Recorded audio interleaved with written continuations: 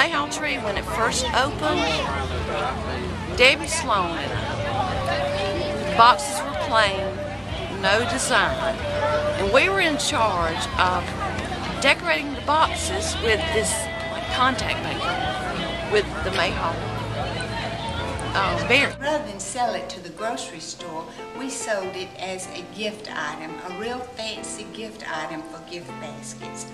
And the outcome of that was we got to go to the fancy food show in New York and the big gift shows all over the country. So I guess the biggest benefit for us was that we got to do a lot of traveling. We never made much money, but we started the company. We each put in $300, and we bought the labels and started our company with $300 each. So it was very low capital cost to us. We told people all over the country the Mayhaw story and what a Mayhaw was and how it was always called the best jelly in the world. We told them about how it was a part of the Haw family and the Rose family. And I would even tell this sort of vague story about in China that they said it was good for your heart.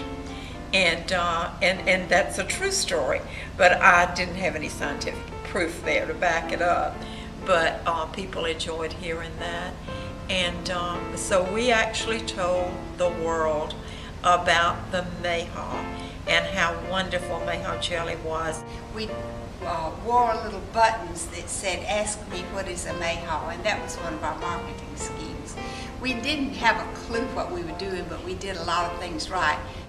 We just had so much fun with it, and there was just kind of this amazement that we could go out and sell all this Mayhaw jelly, something we had taken for granted here for so long, and everybody found it as delicious as we told them it would be. So it was a success from the beginning.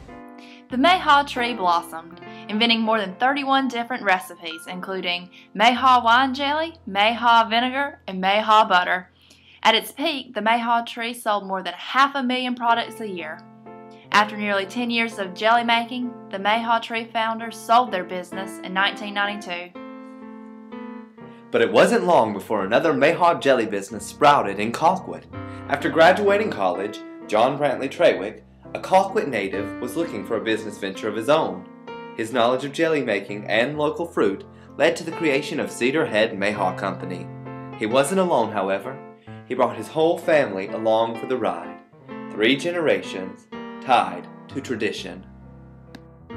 Mayhaws are more known in southwest Georgia than they are southeast Georgia. I'm from southeast Georgia. I'd never heard of a Mayhaw until I met my husband, and when he had his Mayhaw, started the Mayhaw jelly business. But in East Georgia, there's not as many swampy areas to find Mayhaws, and it seems to be a little difference of you do with what you have over here in southwest Georgia. You make with what you have plenty of, and Mayhaws are more abundant here, so we use more Mayhaws. Well, we buy Mayhaws, and a lot of times they come in, and some of the people that pick them up are less than, I'm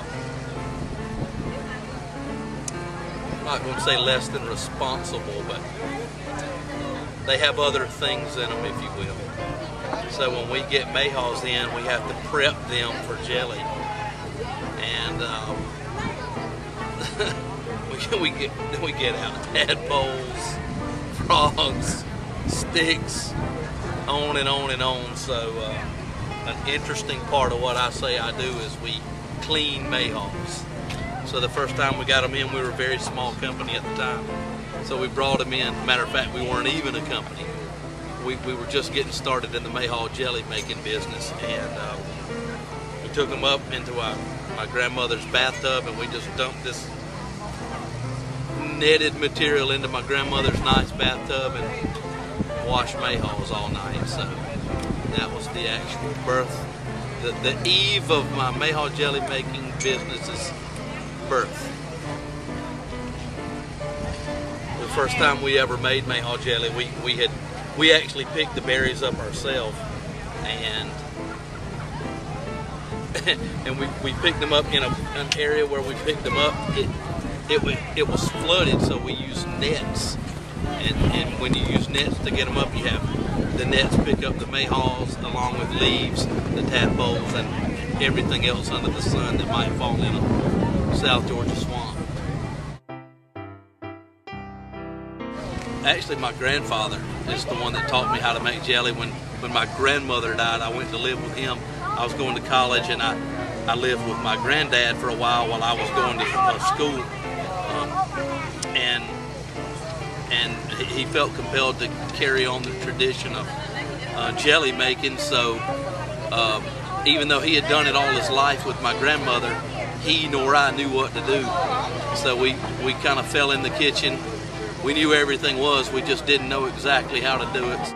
You know, most people who try jelly, they always say, my grandma made Mayhaw jelly, and her jelly was the best. And so every person that comes and tastes it, that's usually what they say if their grandparent or parent made it. So we say that our jelly is next best to grandmama's or mama's jelly.